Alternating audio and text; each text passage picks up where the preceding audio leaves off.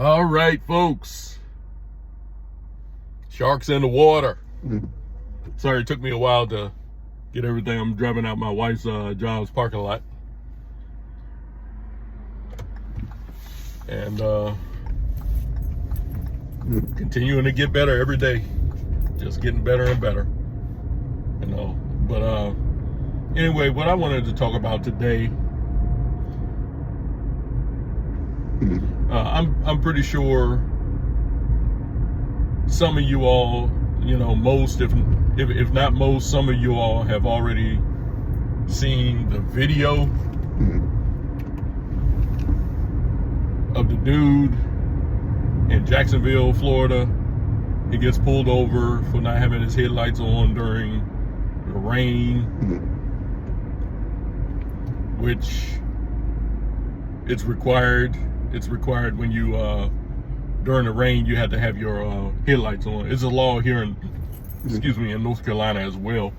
You know, simple thing. You know, I don't like that law, but it's not. It'll be a petty thing for me to say, you know what, I'm not going to obey the law and I just do whatever I want to. You know, I was just talking to my wife. And some people with their, you know, with their vehicles, they act like they own the road, like they don't have to obey laws. But, you know, certain little laws like that, you know, hey, just go ahead and just go ahead and obey the law. And sometimes people make mistakes and everything, you know, police pull you over and whatever, you know. But here's my thing. People keep pushing. I really do think the news media has hit a dead cycle. You know, not too much is going on that's exciting, so they want to bring up another George Floyd moment. You know, let's get something like this going. You know, they tried it with the Carmelo Anthony incident a couple of months ago. Now they're trying it with this dude in Jacksonville. I forget the guy's name, but what happened was he got pulled over because he didn't have his headlights on because it was raining. Now, at the time they pulled him over, I didn't see any rain, but you could tell that it had been raining. But a lot of other people, they didn't have their headlights on either. Okay, I don't know why they pulled this particular person over, but they pulled him over. He gets out the car, talking about, why'd you pull me over? Why'd you pull me over? They said it's because your headlights. And he didn't comply with the police, with the lawful order. What, folks, let me tell you all something. One of the things that gets me a lot when people get pulled over by the police, and folks, I have watched a millions of tons of videos since the 1990s of police videos of people getting pulled over and everything. And people keep pushing this narrative that the police only do it to black people, or that when black people get pulled over, they're the ones who are more subject to police harassment than white folks are, which I think is a load of beaver scat. Because I watch these videos. Now, the people, when people say that, they need to ask themselves, well, why are black people subject to harassment? And it's not harassment.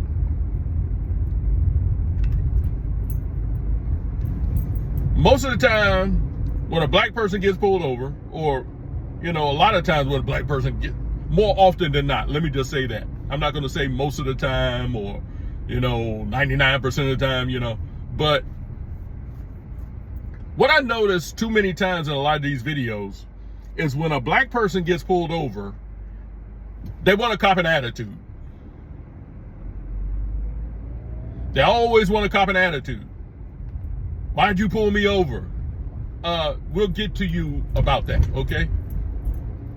I wasn't doing nothing. I know my rights. No, you don't. You don't know your rights.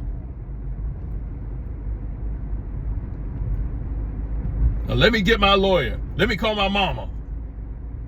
I didn't do nothing.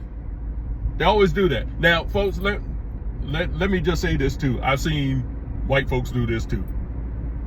But I see it overwhelmingly with black folks. Overwhelmingly.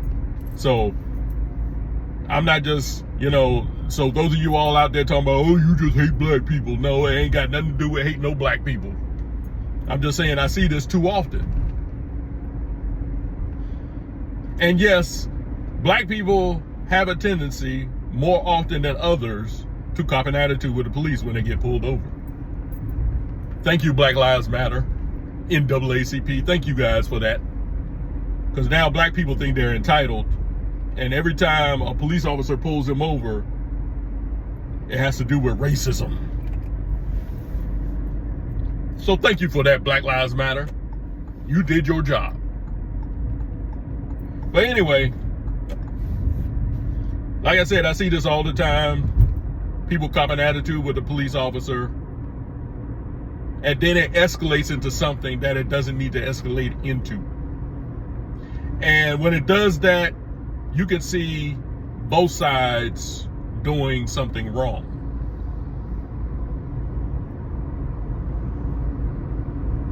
It escalates into something, things are said, and then 9 times out of 10, it leads to both sides doing something in the wrong. Like I saw with this case. Okay, this kid gets pulled over. I think they said he's 22 years old. He refuses a lawful order. They tell him to get out of the car. He doesn't get out of the car. And so they break the glass. And before they pulled him out of the car, it looked like one of the officers punched him in the face, which I think is excessive. Don't get me wrong on that. I think that's excessive. And so they pulled him out of the car. Struggle ensues. And then you see a couple more punches thrown. I think that's excessive. I really do.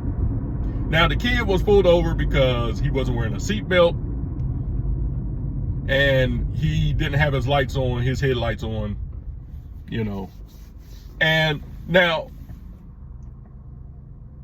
as petty as it may seem to get pulled over, whether the tint on your windows is too dark or you don't have your headlights on and everything, as petty as that may seem, when the police give you an order, you need to comply. You sitting there arguing with the police or fighting with the police is not going to make your situation any better. The police are not going to say, oh, he's fighting back. Okay, let's leave him alone. Oh, he doesn't like us. Okay, let's just leave him alone. No, you need to comply. And it has nothing to do with you being black. Nothing at all with you being black. And I wish people would stop pushing this. I wish our church leaders would stop pushing this. Oh, they only do this because we're black. If you're black, oh yeah, they did this because of my skin color. No, it isn't because of your skin color. It's because you're breaking the law.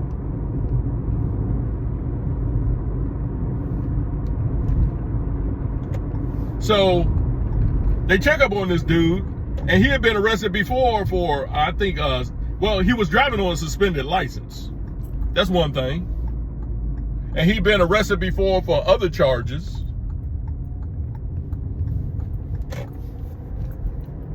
And of course, people gonna overlook that. They're gonna say, oh no, they just harassed this kid because he was black. Nah, he had other charges too. And I think I'm not sure if he had warrants. But see, and this is the problem I have with situations like this. A lot of us lead with our emotions. We don't want to wait till the facts come out. We just see, oh, this black kid got pulled over. Oh, the police, look at how they're handling him. It's because he's black. Now, given the police went overboard with how they, subdued this rascal, the 2 or 3 punches that I saw thrown were unnecessary. Now, they had to break his glass because they told him you need to get out of the vehicle. Now, no matter how petty you think the law is, you need to comply. And you fight that mess in court. And I see it all the time. Like I said before, these people, they get pulled over. Oh, I know my rights. Why'd you pull me over? And I see it so many times. And a lot of times, people know they're guilty of some type of crime or whatever. Why'd you pull me over? I see that, people who shoplifted, they just shoplifted the store. Police pulled them over. Why'd you pull me over? Because you shoplifting. And you know you shoplifting. Or someone doesn't have tags on their car, or the police might run their tags and say, the license has been revoked on this vehicle. The owner of this vehicle, their license is revoked. No, it ain't. I just talked to him. I just know your license has been revoked. Y'all just doing this because I'm black. Trying to get their 15 minutes of fame, trying to get their George Floyd, Michael Brown, Trayvon Martin moments, basically. And I'm gonna say this too. I think the police are being too lenient with these people. I've seen cases where the police, they put up with them for 15, 20 minutes. I'd be like, once you disobey the lawful order, we're going in after you. Okay. But there's a way you got to do it, though. You don't just punch somebody or something like that.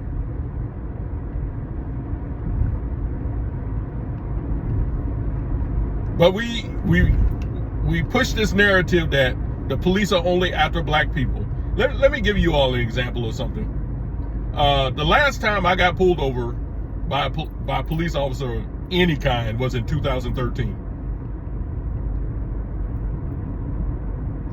My wife and I, we had visited a friend in Florida, and we came through a town called Florala.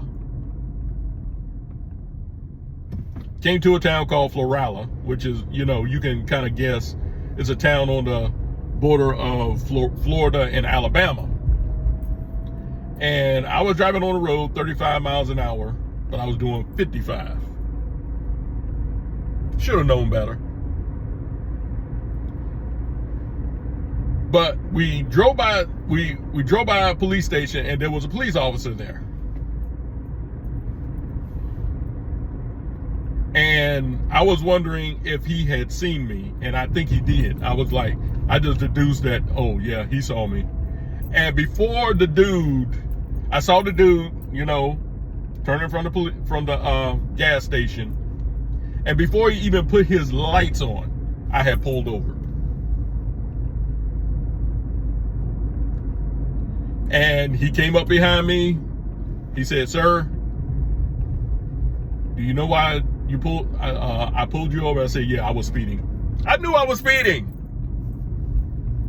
And the dude, he was cordial. He wasn't mean or anything like that. Like, he didn't tell me to get out the car. He didn't have his hand on his gun or anything. And he asked me, he said, where you headed? I said, well, me and my wife, we just had a vacation in Florida. We're headed back to Durham, North Carolina. And I wasn't scared. I hear a lot of these people, when the police pull them over and then they want to run from the police. I was scared. That's no excuse to be scared. The only thing I was scared of was getting a ticket. That was the only thing I was scared of. I wasn't afraid that, oh man, I'm a black man. And the police officer was white. There was no mistaking that. But I knew I was in the wrong. And I felt a little shame because my wife was in the car with me. I was like, man, I got my wife in the car, and everything. But I don't even think he had us pulled over for 15 minutes. And I was hoping I could get off with a warning or something like that because, I'm out of state and everything. Nah, I got that ticket. That ticket was $172. And I was going to hurry up and pay that ticket. I ain't want to come back to Alabama to go to court or anything or have them put a warrant out for my arrest or anything. I said, I'm going to pay this ticket. And the chance I got to pay the ticket, I paid it.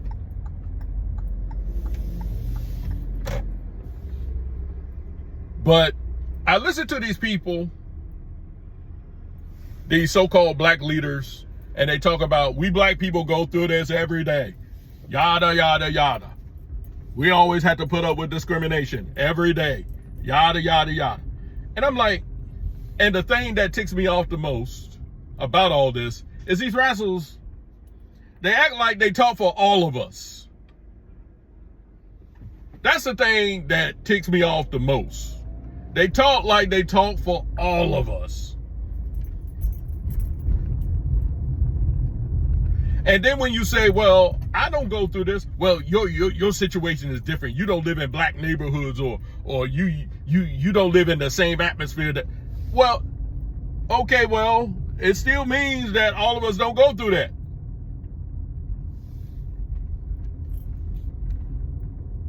See, you're kind of making my point when you say that. And I've had people say, oh, yeah, you don't live in black neighborhoods. Look, let me tell you all something. I was born in Roanoke, Virginia, lived in Tacoma, Washington. I don't even remember that because I was so young, but I grew up in the Washington, D.C. metropolitan area. Tell me that's not a black area. Even in the 70s and the 80s, even though it was a little more white people then, it was pretty much half and half, but I've been through Southeast DC.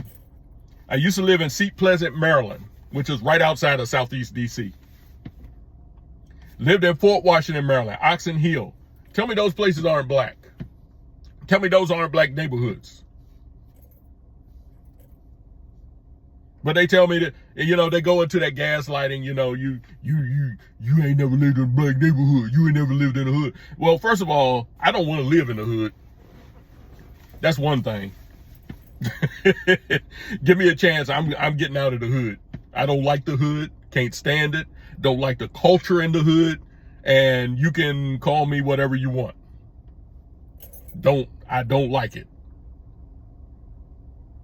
Thank God that I got a roof over my head, everything and stuff like that. And even where I live now is right up the street from me is a project area. So, I still live in the hood. But they say, well, you're just lucky. First of all, I don't believe in luck.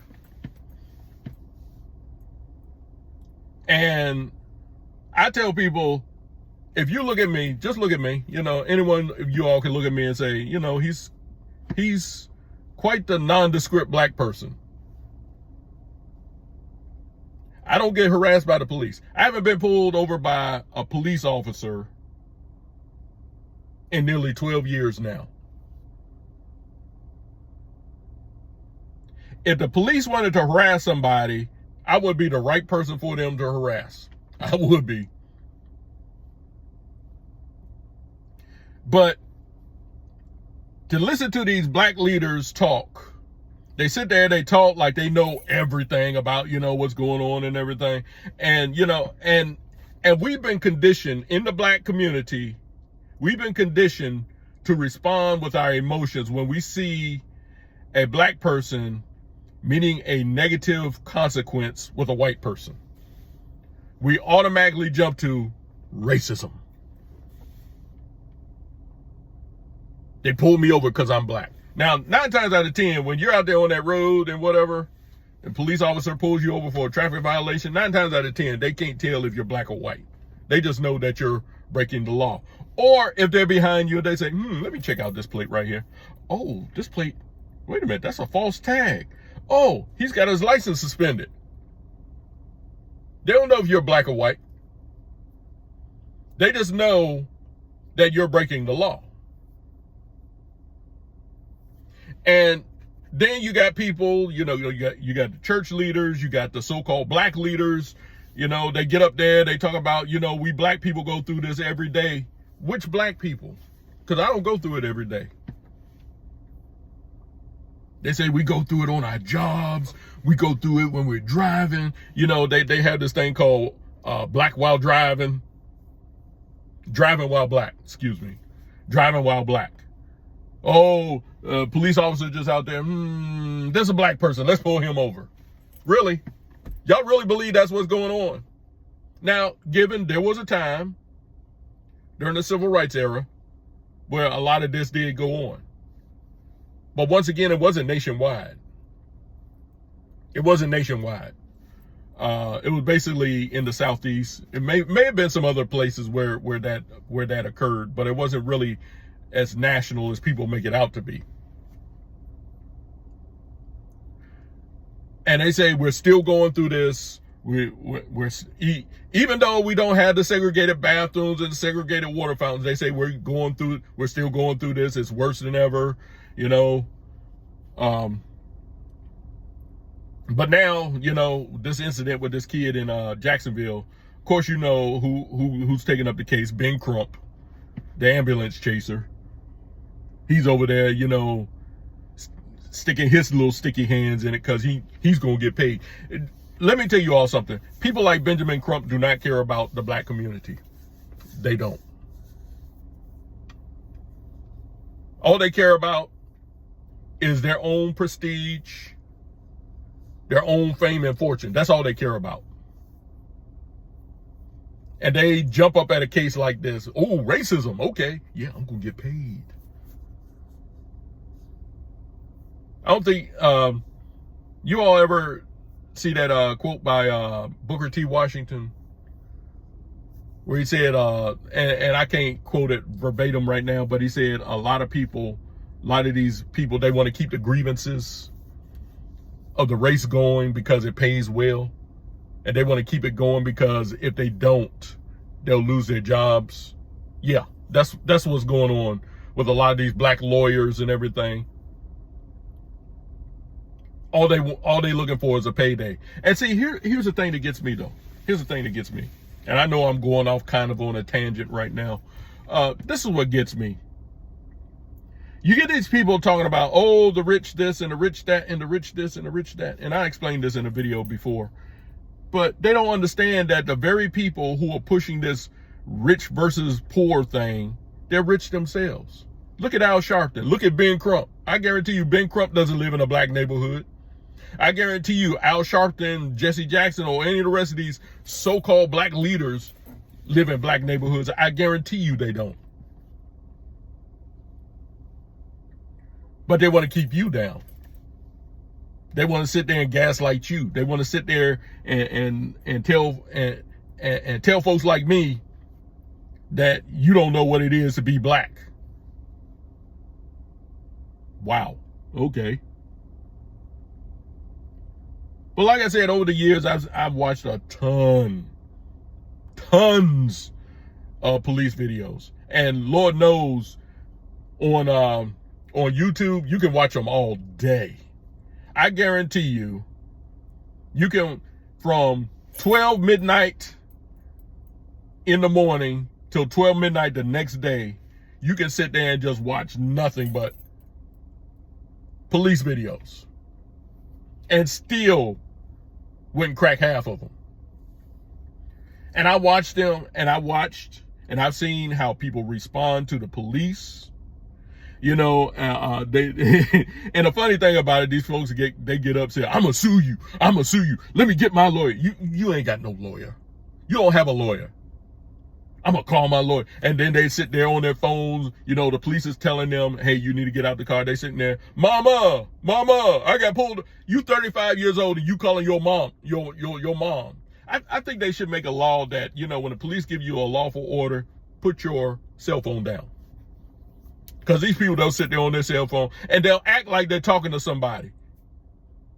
Or the person they're talking to, yeah, I was just driving, minding my business, and this police officer just come out of nowhere. And they grabbing on me and everything. Yeah, grabbing on you because you're not following a lawful order. That's why. They pulled you over because you're doing a 95 and a 55 mile an hour zone. But it's all about black and white. And they're sitting there on their cell phone, just being, and then they want to sit there, and when the police had to put hands on them, they talk about, oh, you're disrespecting me. Really? So you disrespected a lawful order to comply with the police, but then when they had to put hands on you because of your non-compliance, all of a sudden they're disrespecting you. And you disrespected the laws. And if you want to dish out disrespect, guess what? Disrespect is coming back to you.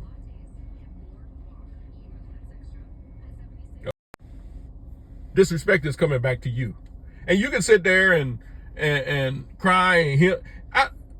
To be honest with you, a lot of these body cams I see, a lot of footage of the body cams, I would love to be in the courthouse when these people stand before the judge and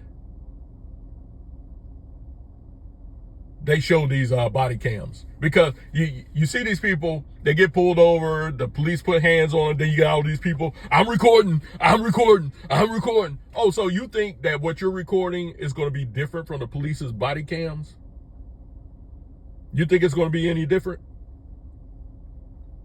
Yeah, I'm recording you. What's your badge number? I see it all the time, folks.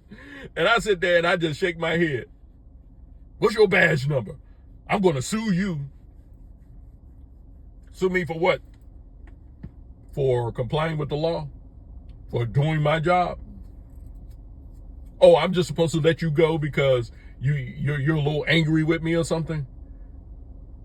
You think I'm being racist? Come on, people. Come on. But see, it's thanks to organizations like Black Lives Matter, the NAACP. You know, you got people like Rashad Ritchie, Roland Martin, these type of folks, Ibrahim X. Kendi. You got these people out here pushing this narrative, and this is why black people don't want to comply with the law. Fight it in court.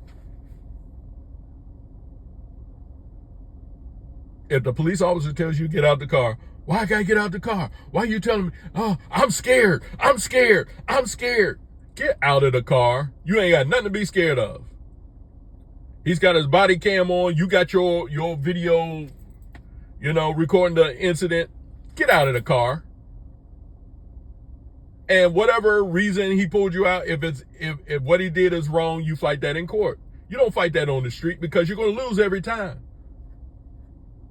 It amazes me too when I see these people, they get handcuffed and everything, they still want to run from the police. How far do you think you're going to get? Or, you step on the gas to run from the police and everything. They got your license plate number. They can find you. You might as well comply because all you're going to do is make the situation worse. You're going to turn a misdemeanor into a felony. And I see a lot of them do it. They get pulled over for, going 35 or going 55 in a 35 mile an hour zone. And then they want to get all mad with the police and everything. And see, when you run from the police like that, the police they're going to have their suspicions like, why is this person running? Maybe this person has warrants, or maybe there's something else they're trying to hide. And 9 times out of 10, when the police finally do catch them, they look in their car, they got illegal weapons, they got drugs, they got stolen merchandise. But I'm scared. Yeah, you're scared to go to jail, which is where you belong. But folks, let's stop it with the race baiting. And it's not going to stop unless the individual sits there and says, hey, I'm contributing to the problem. Let me change my ways. Instead of pointing the finger at everybody else for your little shortcomings, why don't you point the finger at yourself sometimes? Point the finger at yourself. These black leaders always talking about, the white man this and the white man that and everything. Why don't you go into your communities and say, hey, you all, let's stop this mess. You know why we have these stereotypes about us? It's because we keep perpetuating the stereotypes. Stop fighting with the police. Stop committing crimes in your neighborhoods. Stop killing one another. They don't do that. But when a black person meets a negative consequence with a white police officer, Oh, that's when they come out of the woods. Or the slimy swamp where they need to crawl back to. But anyway, I think that's all I need to say today. Hope you got something out of what I'm talking about. And please hear me out on my words. But folks, we need to use this. We need to operate with this and not this. Okay? Stop letting emotions guide you into situations. You're using your emotions to judge a situation instead of using the thought process, the gray matter in your head. And, you know, we thrown the term racism around so many times. That is, the word has lost its meaning. It is just pretty much lost its meaning. You know, and then when a racist situation does occur, a lot of us tend not to believe it because we're like, yeah, it's probably another race hoax. But it could be a racist situation. It could be. I'm not saying that racist situations never happen. I'm not saying that. But when they do happen, we done thrown the word racism around so long. When someone says, oh, I was abducted by a racist police officer, and he may have been racist. But we'll sit here and say, yeah, probably another race hoax. But anyway, you all take care of yourselves out there. Stay safe, stay healthy. This is Vincent E. Brown. I'm signing off. Until the next time, I'll see you on the rebound.